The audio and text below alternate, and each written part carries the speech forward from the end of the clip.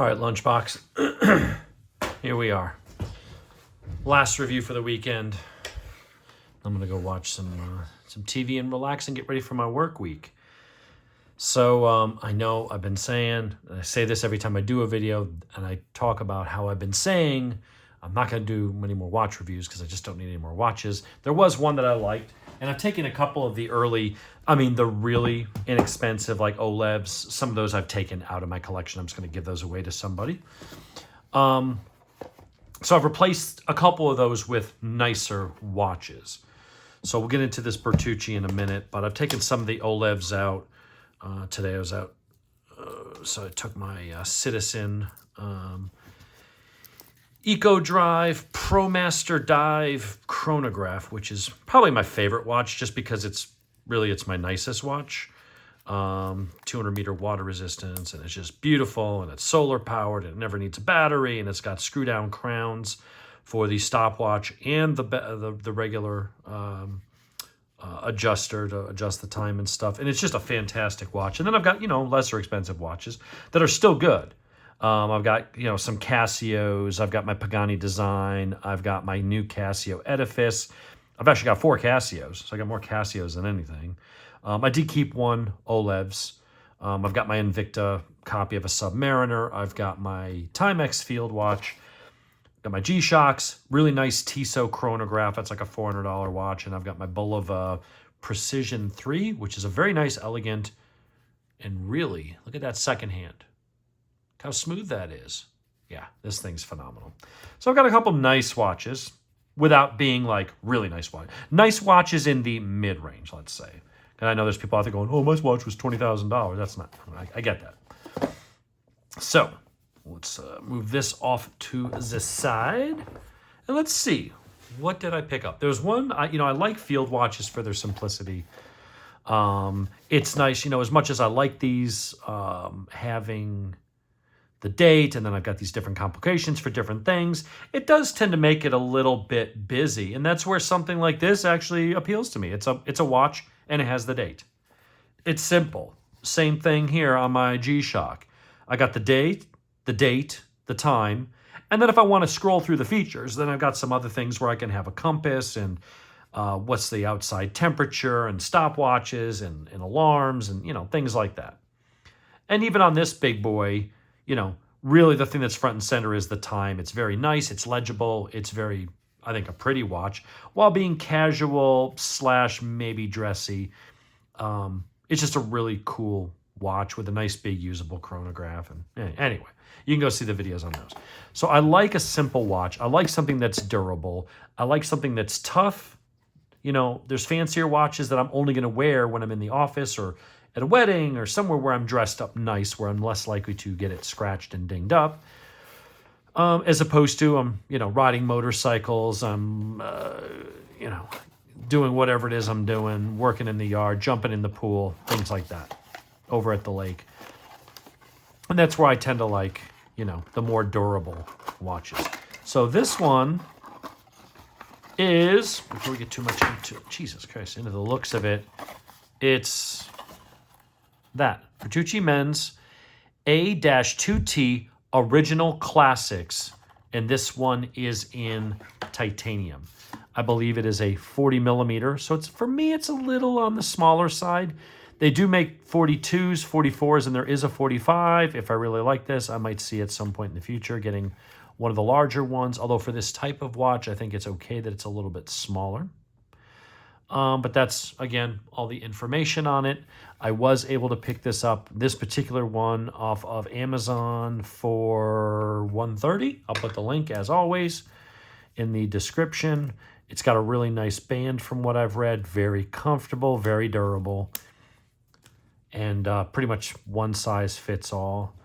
Let's go ahead and take a look at it. So what do we got? Well, we've got a little thing here that is to keep it in the open position so that it is not running while it sits there in the box. So, if the battery's good for a few years and it were to sit in the shelf for 6 to 12 months, you're not using up one of those years of battery life. So what do we got? Let's go ahead and set this. So 30th. All right, let's go ahead and set this for the 10th.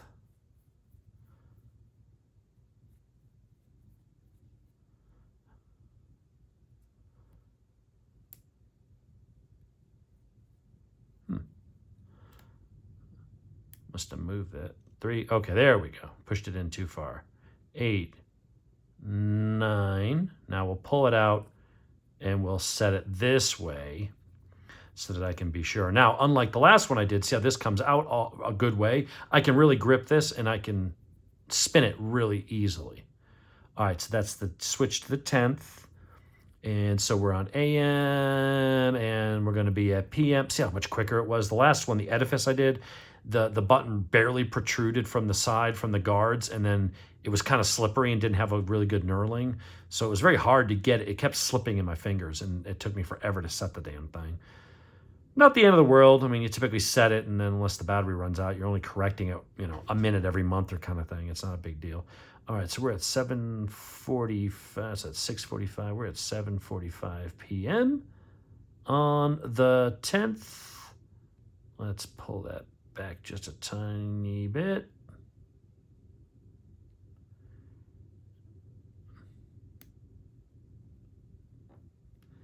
And then, is that a screw down bezel? It is a screw down bezel. Okay, cool. So, 200-meter water resistance. It's lightweight. And honestly, from what I've seen, you feel it and you go, oh, well, compared to some other watches, it is not as light as I thought. And that's because these are steel. They're very nice. They're very nicely polished. It actually has the Bertucci logo on them. These are really, really nice leather straps. But they are heavier in some cases. I think this does weigh more, but not by as much as you think. The strap is about half the weight of the watch itself. So let's go ahead and take the back off. It is a screw-on back. Gives you all the information. And what I love right there, 621 battery. So ahead of time, I can look at the watch. I really liked it. It's a nice touch. It doesn't really cost them any more to engrave that. You can say, well, they could put it on the box, but if you've got a bunch of watches, you may forget or misplace the box. It's really nice to know when I look at certain watches and it tells me what the battery is, and I can just go ahead and basically, all right, let me go order a couple of those on Amazon, throw it into my watch repair kit. And basically I've got batteries for all, my watches. Instead of, well, the battery went dead after a couple of years. I don't remember. I don't know where the box is. Let me go and open it up, look and see what the battery is. Now I got to run to the store. It's nice to know ahead of time and be able to just have them on tap, So this is a Japan movement with Swiss loom. I don't know why they go to Swiss for the looms, but whatever. Japan movement, probably a rebranded Seiko or something of that nature. Let's see. We got the battery type, solid titanium, U.S. patented, and 200-meter water resistance. I've read that these actually do hold up to that. I don't know if this one is mineral crystal. Let's see what it says. Nylon lugs, water resistance. This one uses R-type mineral. So it's a hardened mineral. It's not sapphire. I'm on the fence about that because sapphire is more scratch resistant, but it's more brittle. It's like having steel that's super high, hard Rockwell. Good edge retention, but oftentimes the blade isn't as tough and it can shatter. You can chip it. So I like kind of shooting for the middle. I don't want something that's, you can hit it with a hammer and it doesn't break, but you look at it and it scratches. It's nice to have something that's kind of in the middle. And mineral crystal does kind of strike that balance. It does sit in the middle where it's pretty damn scratch resistant, but it can also take a little bit of a hit without cracking and shattering the way the really hard sapphire, which you can sit there with a knife and it won't scratch, but whack it with something and it'll, it can easily shatter. I will say also it's recessed, which is nice. So when you're looking at that again, cannot seem to get the goddamn iPhone to really focus that well up close. It's just not as good for up close video. And that's an iPhone 15 Pro. It's the latest one. Just Fortunately, it's not as good as the Pixel when it comes to this stuff, but it should be adequate. I'm doing this at 4K so you can see the details and things. One of the things that I had read about these that people were pissed off about in the past was they said the fit and finish on them. Maybe it was the first few years, first few revisions. On the round part here that's inside this, by the way, this is not removable. That is solid titanium. That is machined in, and that is what your strap goes on. So you don't have to worry about breaking that. And, if you put a lot of pressure on spring pins, they'll bend and you can pop it off. It's fairly secure to your wrist, but if you were to grab it and rip it, they'll usually pop and break and pop off. This is not. This is like a heavy-duty dog leash. This would probably take 1,000 pounds of pressure or 750 pounds of pressure to actually snap that. And the way it's going through that, you're not going to easily break that. It's very nice. It's clean, unlike the other field watch that I've got here, which is my Timex, which has the chronograph, and it's so busy, and the color of the minute and hour hands, you can kind of make it out now, but depending on where it is over these complications, it's all the same color. Because there's so much going on that watch dial, oftentimes you kind of lose, and you have to sit there for a few seconds and look and go, where is the damn hand? Oh, okay, I can kind of see it. Here, you're going to glance at it like you would want in a military watch, where you've just got very simple. You got the date at the 4 o'clock position, and that is so that they can put this, the crown here, they can put that off to the side. And what that does is it allows the watch to be a little narrower. So when you're, it won't stick into your hand. So when you turn your hand, it just wears a little more comfortably. Now, one of the things I was starting to say was one of the early complaints about this was the machining. On this area here, they ground off a bit to flatten it to make the strap fit through, because there's these thicker parts on the end and they weren't fitting through. And it made it look very unfinished. They were very rough, and you normally didn't see it unless you were looking for it, but it just, something about it just didn't look right. It made the fit and finish look a little crude, like someone just took an angle grinder, a file, and went, and took some of that material off, and then just sort of didn't polish it or blend it in or refine it very well. So I'm glad to see that this one does not suffer from that. So that looks pretty damn good. So this thing, again, you can adjust this for pretty much any size wrist. This sits as a little bit of padding between that and your wrist. So that should be nice and very comfy. And you basically just strap that, put it through, and then put it through the other side, and you just kind of lock it. Now, if you have a larger wrist or a smaller wrist, you can maybe pull that up and through. But that's it. That's all you need to do. You just kind of let that sit like that, and it's nice. It's secure. It should be really comfortable. You can wash it a lot better than you can leather. I don't know how bleach, if you're in a chlorine pool and stuff like that, if that'll, fade after a while. But you can buy, there's I think they call them NATO straps. I believe this is a mil-spec certified strap. I don't know what that means, other than it just meets the mil-spec standard. It doesn't mean it's actually better quality, as I found out with AR-15s. Saying something's mil-spec, that just means it met the lowest, the lowest contract, or the lowest bid to get it just means it meets those minimal standards. Doesn't necessarily mean it's super military and hardcore. I think anybody in the military, which I am not, but most people, that I've known in the military are mil-spec, or, just because the military uses it does not mean it's the best. So it does come with an owner's manual. It is a quartz drive. It's Japanese inside. By all reports, they're supposed to be pretty damn good watches. The one thing that people complained about was those the grinds that they were doing, but it seems like they're not doing that anymore. So this one was only $130 for a titanium quartz watch. Sits on the watch nice. It's a great beater watch. Stainless. It's titanium. It's solid titanium. These may not be titanium. These might be stainless steel. But swimming in salt water or in my saltwater pool should be fine. It's a really pretty watch. It looks like a World War II, you know, it looks like that maybe 50s, 60s military style watch. It's just a nice, durable watch from everything that I've read. I love the fact that it uses those lugs. Now, they do have leather straps and they do have other styles. They go down to, I think, 36 millimeters. There's some that have a composite case. There's steel case. I opted for the titanium just to keep the weight light and get the corrosion resistance and toughness. But that should be a very robust watch. I love that it doesn't use springs, although it does limit your bands.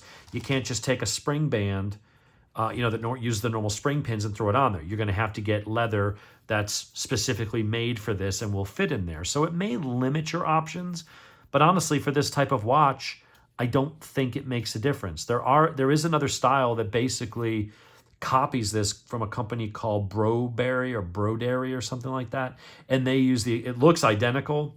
It's a bit cheaper because it's an homage to this, but it does use spring pins, and that would allow you to use rubber or leather or textile or other bands that use your standard quick disconnect pins.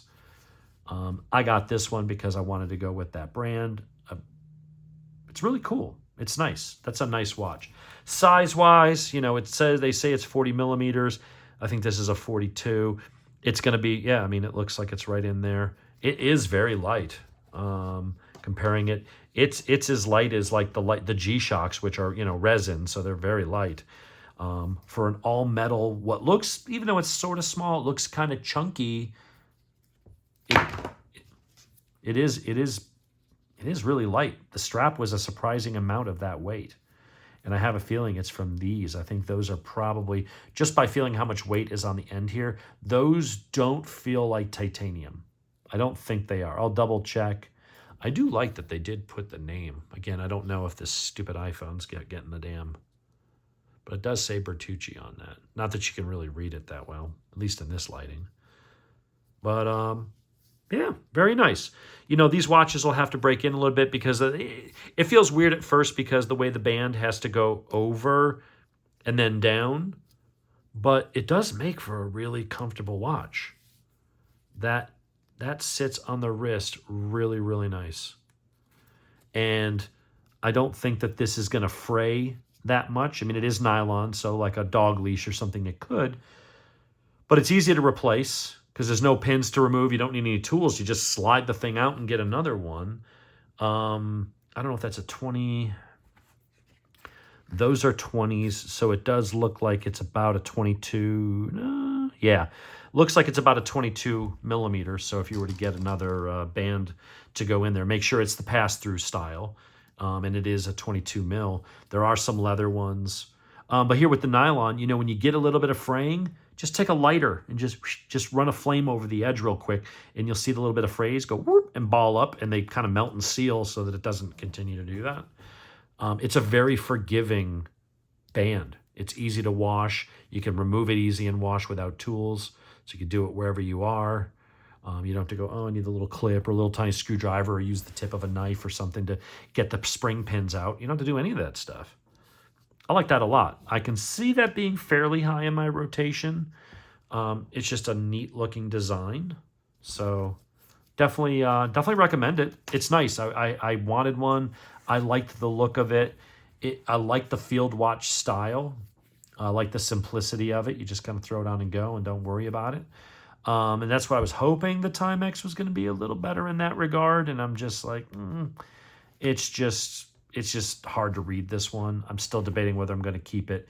If I don't, then that means I'll have to buy another watch just to fill that spot. But I like it a lot. And I say that about every watch because I tend to buy watches that look good. There's only a couple where I've been like, I don't buy something that's ugly. So unless I get it and it's a piece of crap, I'm probably going to have something, be fairly favorable. But it's definitely a prettier watch. I like that I'm replacing, I still have the $84 watch, the $50 watch, and the $35.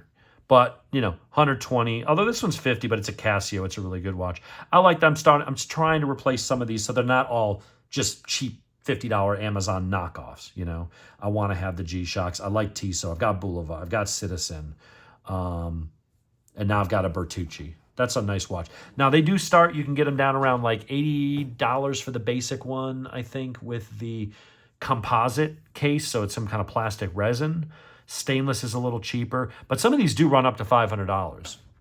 So they do have some versions that are a good bit, they're not cheap. I mean, they're as much or more than the Citizen or the Tissot. So there's only a couple that are up that high, but they do make some 45 millimeter ones with either 10-year batteries. I think one is solar. There's a couple upper end of those that are pushing towards the $500 mark. So they're not cheap watches. They're definitely inexpensive, low end of the mid-range watches. They're not low-end watches. They're actually seem pretty decent.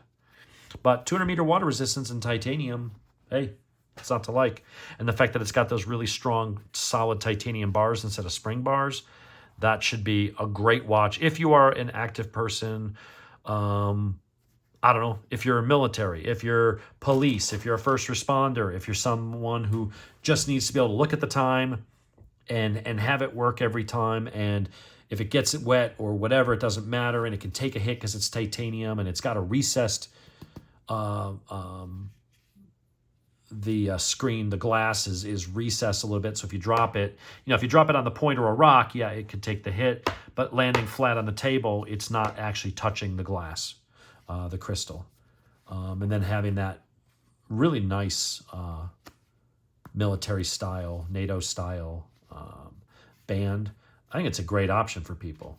I think it's really nice. It's a very pretty watch while being basic and utilitarian. That's what I like. It has a good mix of being simple, straight, to the point, should be reliable, waterproof, all that good stuff.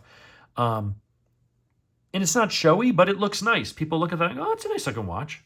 That's the thing. It's like, you look at this and you're like, oh, it looks pretty decent. It's a $50 watch. I like it with the blue. But it's nothing fancy. Same thing with the G-Shocks. I think people are pretty used to seeing G-Shocks. But, it's not going to maybe turn heads like an Omega Seamaster Moon homage, or even something like this this new Edifice. I mean, that's a pretty nice looking watch. Same thing down with these guys. People look at that and go, oh, that's a nice looking watch, because they are a nice watch. This one won't quite get that attention, but it's not so subdued that you wouldn't notice it. I think it's a nice balance where it looks like a nice quality piece, but it doesn't look like you're trying to show off. It doesn't look too fancy. It doesn't look too, hey, look at me. It's just a nice watch. So that's the Bertucci A2-T, 40 millimeter matte titanium finish. Says it's got a 3-year warrant, a 3-year battery. It does use Swiss Super Luminous. It's got Japanese movement, but they don't say from where. Maybe a Seiko, not sure. But I don't know, seems pretty good. They got different colors, different colored bands, different sizes. They've got white backgrounds with black hands. Then I've got the black with the white hands.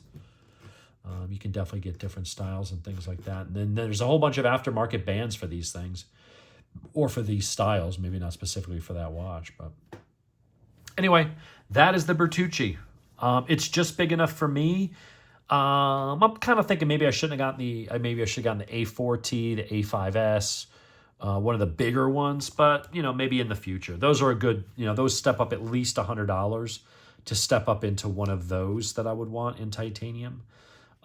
It would be a bit bigger on my wrist. I wouldn't mind if it was more that size, but it's big enough. It doesn't look awkward. And on someone who's not 6'4", it might be the right size. 40 millimeters, probably average for most people. Doesn't look too big on someone who's a little bit smaller, and someone who's my size, it's smaller, but it doesn't look weirdly small.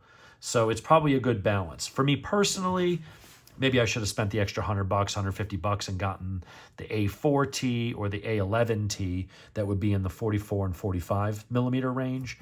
But I'm not gonna not wear it. I think it actually looks pretty damn good.